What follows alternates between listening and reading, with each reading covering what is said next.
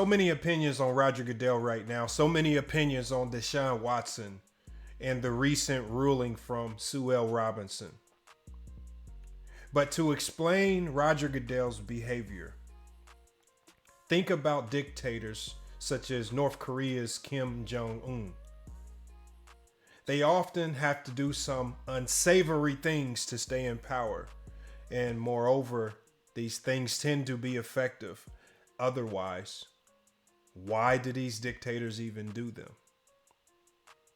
We're going to be talking about Roger Goodell's hypocrisy today on FYF Sports.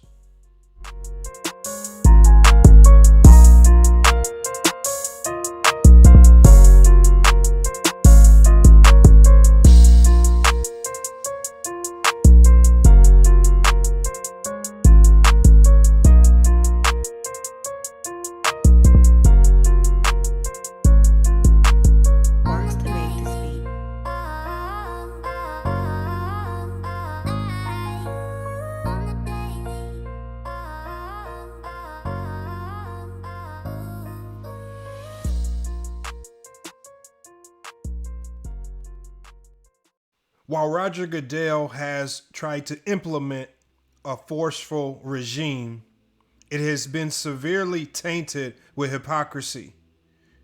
He reduced a suspension of Pittsburgh Steelers quarterback Ben Roethlisberger by 2 games, but then proceeded to tell people right before the quarterback was to play in the Super Bowl that over 30 Steeler football players were not in support of Ben Roethlisberger even playing. The NFL didn't get what it wanted from Sue L. Robinson's ruling and punishment, which did not impose financial sanctions. She described Watson's actions as egregious, termed his behavior as non-violent sexual conduct, mandated him not to receive massages from anyone except team-approved personnel, and imposed other behavioral expectations. During a 3-day hearing before Robinson in June, the league pushed for a full suspension that would have seen Watson sit out more than 2.5 years by its conclusions. Many players lately have been echoing the same sentiment in regards to their commissioner. They feel he has too much power and too much control over the game while maintaining a constant predilection of making wrong decisions ultimately. He once was referred to as an obtuse fascist who has ruined the integrity of the game in favor of money. How do we know it's money? This is the same commissioner who lied about giving up his $64 million salary in 2020 while receiving it back in bonuses, lying to the public as if he was doing some type of service for the people. Goodell may not be in the good graces of NFL fans, but I think it's pretty obvious at this point that his workers dislike him even more than we do. When we say workers, we're of course referring to the players. As we've discussed, Goodell has pretty much made it his business to treat them almost as his own personal slaves, and he's really not doing himself any favors by saying he's all about player safety while pushing for 2 more regular season games at the same time. Of course, all of this is part of a larger problem, one that more or less revolves around the commissioner's ego. All right, it's FYF Sports, man. It's Lamont. We are back with another video. We got to talk about it. Roger Goodell has made the decision to appeal Judge Sue L. Robinson's decision to suspend Deshaun Watson for 6 games. And when Deshaun Watson received this particular punishment, I was shocked to see so many people in the media, so many fans clamoring for an even bigger suspension, as if Deshaun Watson, one, hasn't already voluntarily set out a year, right? He's already set out an entire year as well, similar to what you might call a self-imposed suspension, right? You can similarize this particular behavior to a criminal who sits in jail awaiting a decision from the judge on his sentence. And the judge generally will give him credit for time served because he was willing to sit in that county jail as opposed to bonding out if he even could. And you get credit for that time. But in Deshaun Watson's case, there is no time served.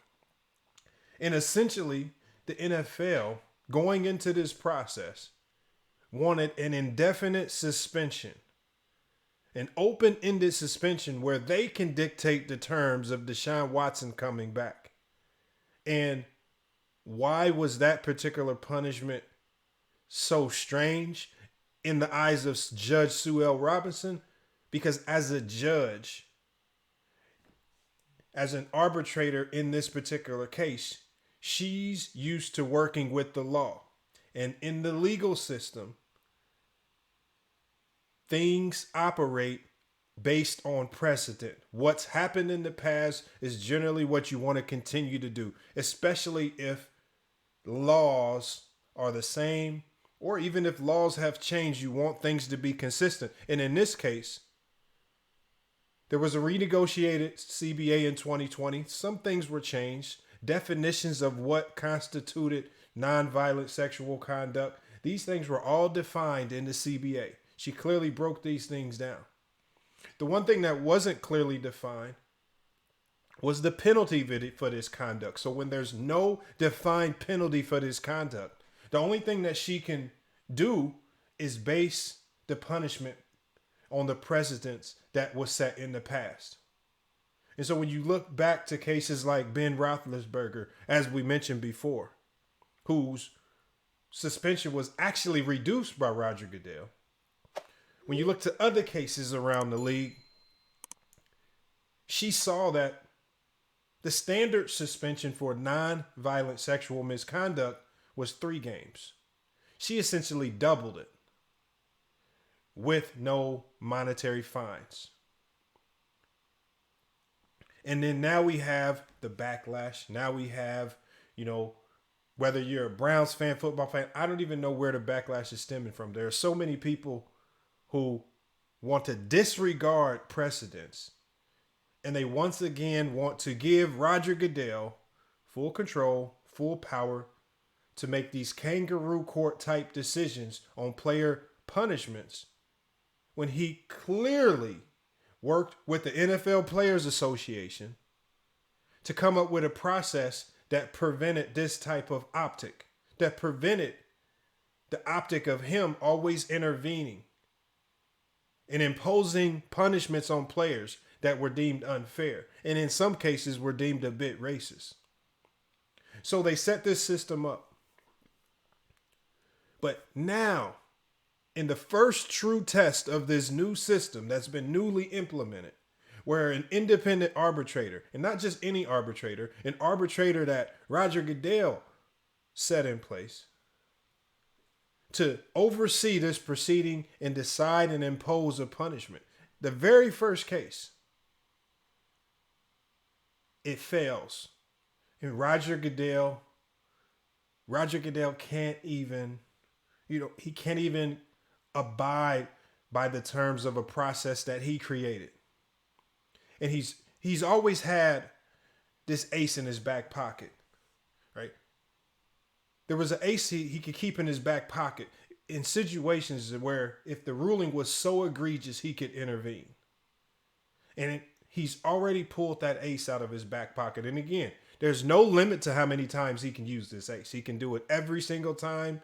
He can pick and choose players and moments to determine when to execute this or not, irregardless of what players say.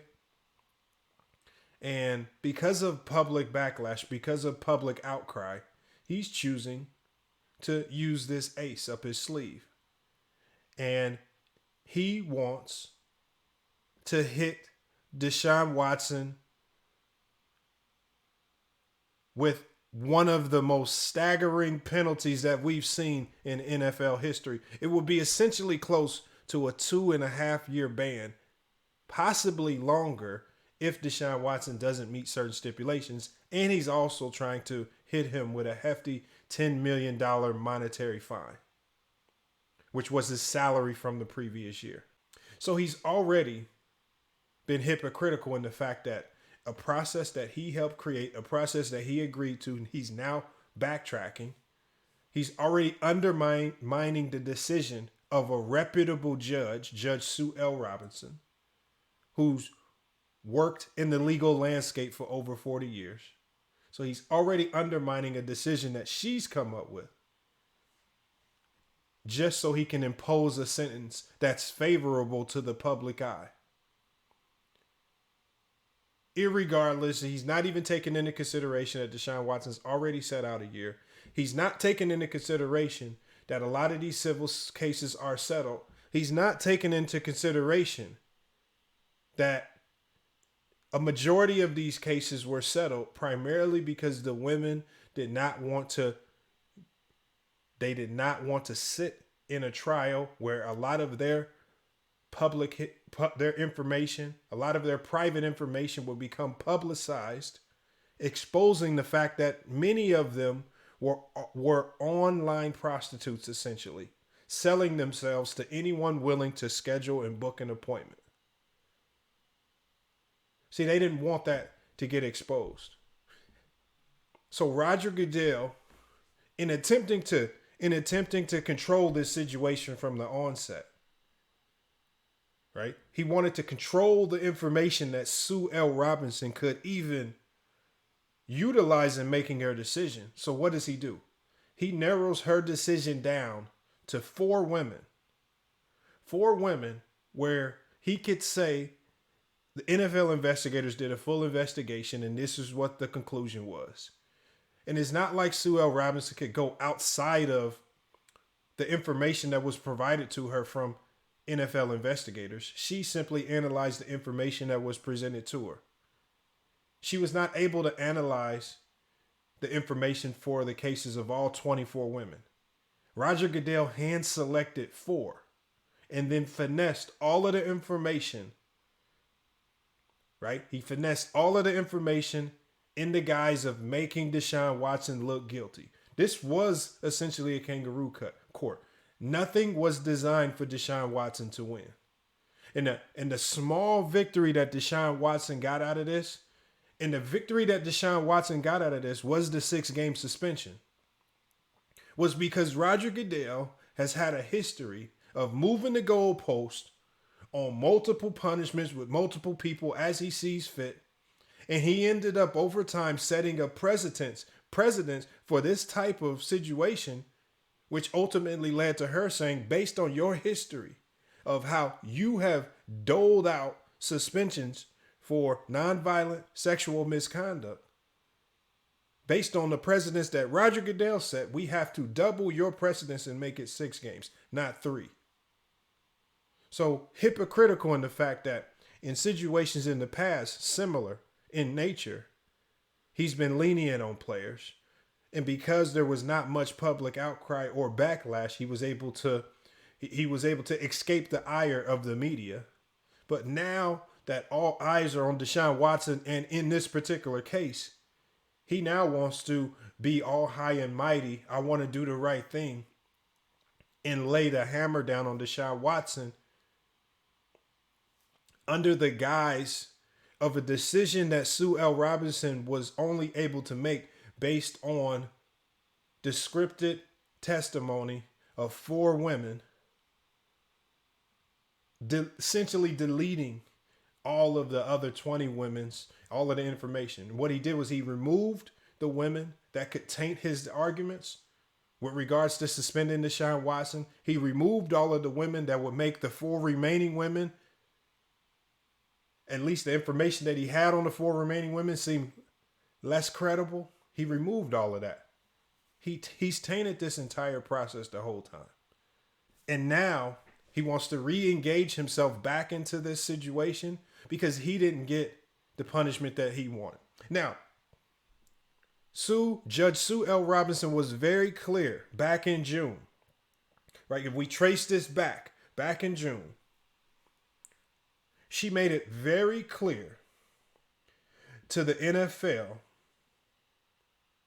right? She made it very clear to the NFL that she would not be able to impose a suspension of an entire season, right? It was a revelation that Robinson delivered in front of everyone in attendance in a meeting with the NFL league office, right? And it says that it instantly established an eyebrow-raising blow to the NFL's effort to impose a landmark suspension of Deshaun Watson, who was accused of sexual misconduct or sexual assault against multiple women.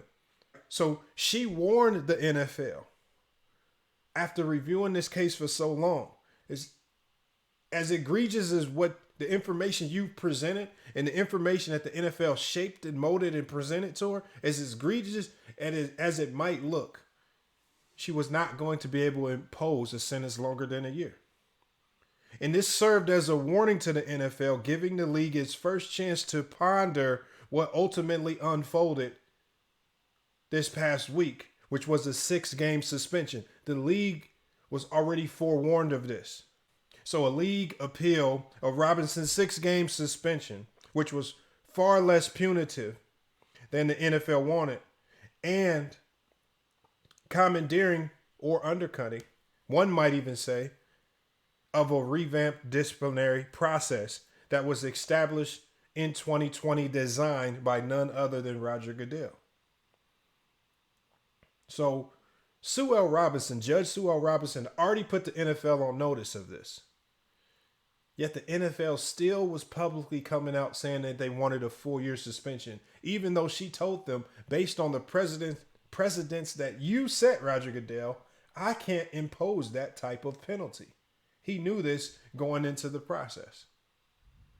This is why they were trying to negotiate the 12-game suspension. But even then, the 12-game suspension was far more severe than the precedents that he set. This is a bed that he created. And I think if you create that bed, you just simply need to lie in it. Right? The NFL Players Association was willing to accept whatever decision she handed down, whether it was in favor or not, because they wanted to respect this new process. They wanted to show the players that this new process worked, whether it was for or against Deshaun Watson. Roger Goodell could not even stand the test of time and allow one case to get through without him dipping his hand into it.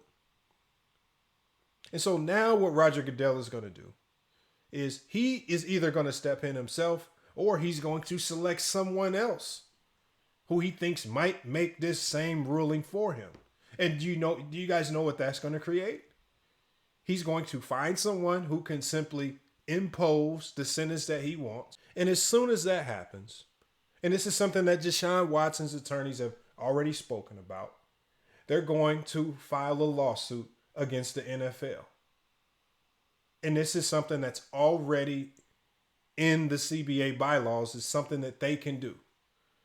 And as soon as they file that lawsuit, what's going to happen then? Well, then a federal judge is going to implement a federal restraining order, a temporary federal restraining order that's going to allow Deshaun Watson to play immediately. That's exactly what it's going to do. So, because of all of the hypocrisy that Roger Goodell, all of the moving the goalposts that he's done over the past years in handling different players, different situations, in situations where he could have been more lenient, such as Calvin Ridley, he chose to impose a 4-year ban. But then in situations like Ben Roethlisberger, he decides, okay, I want to be more lenient there in that sexual assault case. We're going to reduce your suspension by 2 games. But then in another instance, you look at the situation with Deflategate and Tom Brady, a very minor rule violation. He once again wants to lay down the hammer over a very minor rule violation. He moves the goalpost too much. And he only moves the goalpost based on public outcry.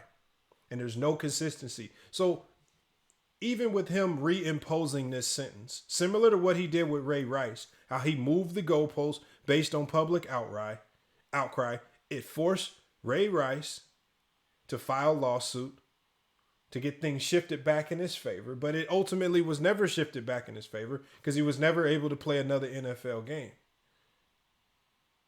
But at least the sentence was reduced. And in this particular case right here, it's simply going to allow Deshaun Watson to not have to initially serve any suspension. Deshaun Watson can very well play in week 1 if Roger Goodell proceeds to impose a full season ban that's indefinite with a $10 million penalty. Now, I do believe if Roger Goodell simply increases it to maybe 8 or 12 games, which would still allow him to play this season, I think the NFL Players Association and Deshaun Watson, I think they would relent and say, we know you overstepped your bounds and moved the goalposts once again, but at least he'll play this year, so we're fine with that. And we'll go ahead and take the L on that one. And you got over on the players once again. But if Roger Goodell proceeds to try to be the dictator that we all know he is, right? The Kim Jong-un of the NFL, if he chooses to be that person, this too is also going to backfire on him.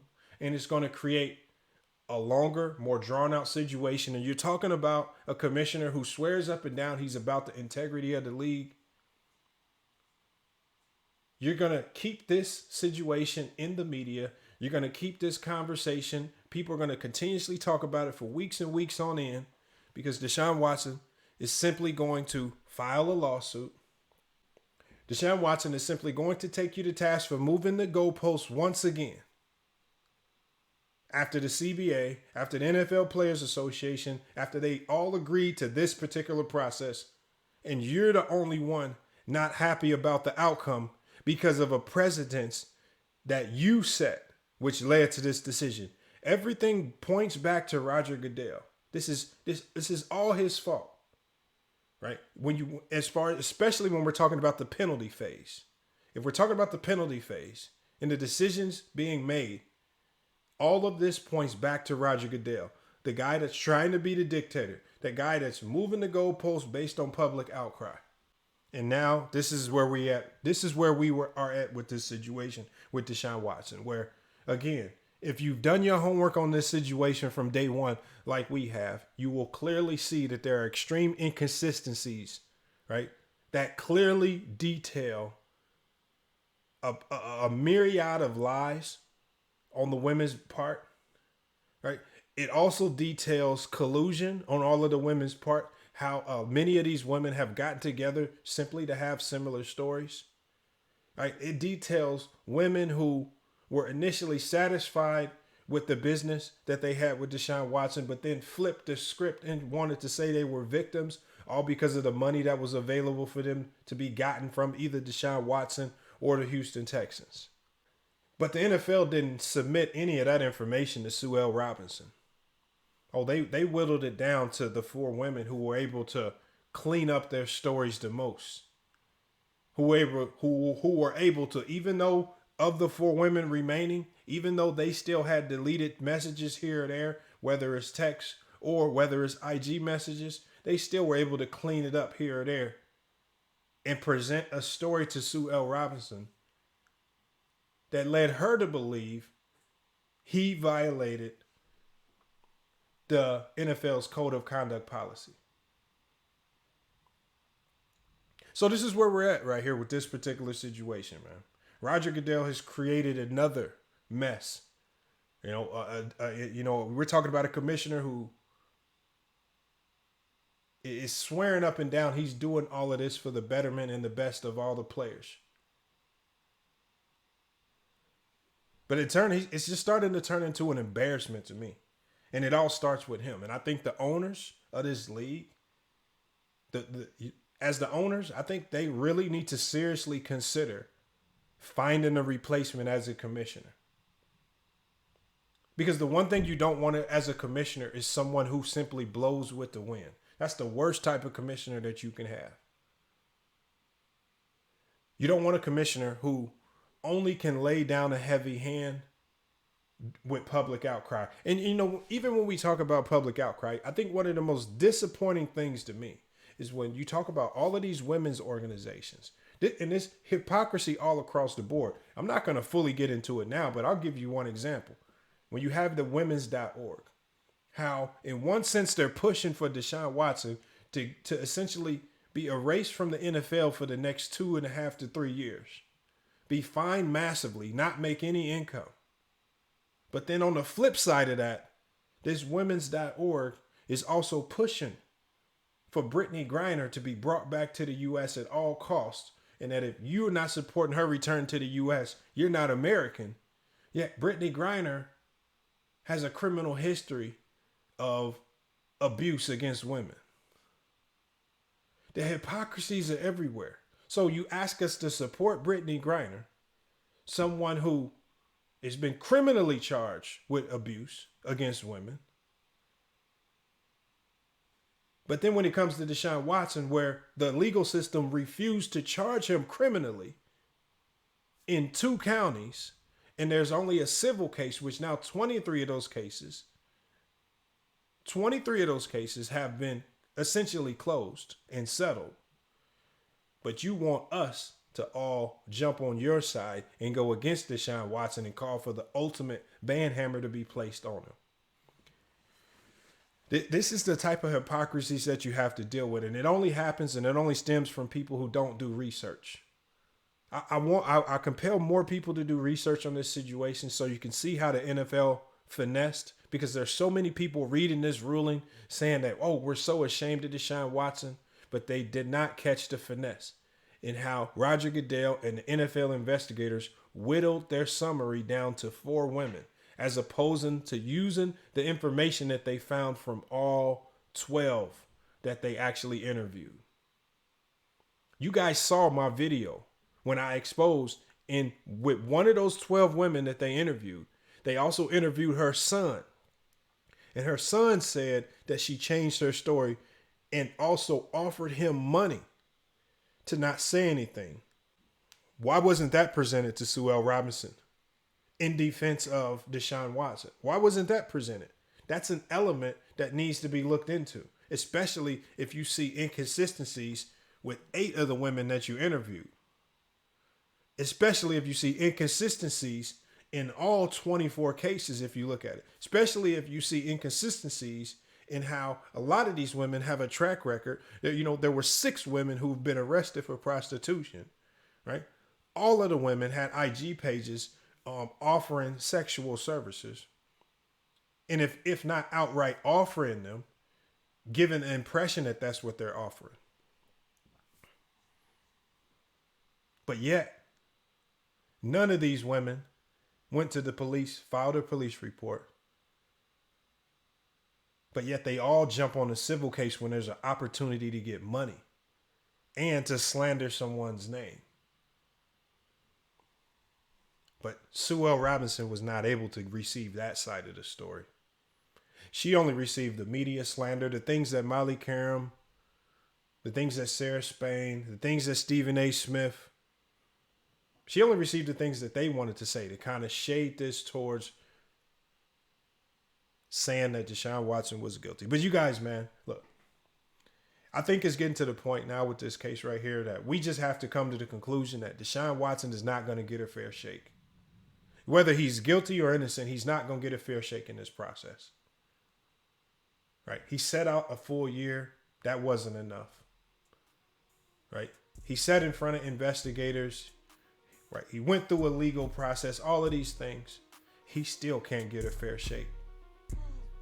And then now he has to deal with Roger Goodell, a man that claims he's doing all of this for the integrity of the league. But over the next couple of months, I want you guys to watch how this decision that he's making to appeal, how it lacks integrity. Because the only thing it's going to do is shed more negative light on the NFL. It's going to shed more negative light on him. It's going to expose more of his hypocrisies. It's going to push more people away from watching the NFL. And there's only going to be one person to blame for this. Roger Goodell himself and the owners that put him in place. But it's FYF Sports, man. It's another great podcast episode. Won't you guys hit the comments, chime in on this video, because I'm starting to believe that, again, I don't know if this system that he has in place, as I said before, it looks like he just feels as if he is the slave master. That's his job. He's the slave master. And if the master don't get his way, he's just going to simply pull out his bullwhip and start whipping everyone around him till he gets his way. It's FYF Sports, man. Another great podcast episode. Make sure you guys tune into the live stream when we cover this as well. I'm going to give a lot of you guys, especially if you're Brown fans or if you're just football fans in general, I really want to give you guys an opportunity to pull up to the live stream and shed your thoughts on this. And I honestly believe that whether you feel he's guilty or not, the disservice and the injustice in this is how Roger Goodell is trying to manipulate and move the goalposts in the penalty phase. And he's not just trying to manipulate it, he's trying to control it. So irregardless of what was set in place based on the CBA, he's always going to get an outcome that he wants or an outcome that he sees fit. Kangaroo court at its finest. FYF Sports, man. It's been another great podcast episode. We will be back with more sports and news, but until then, it's FYF Sports.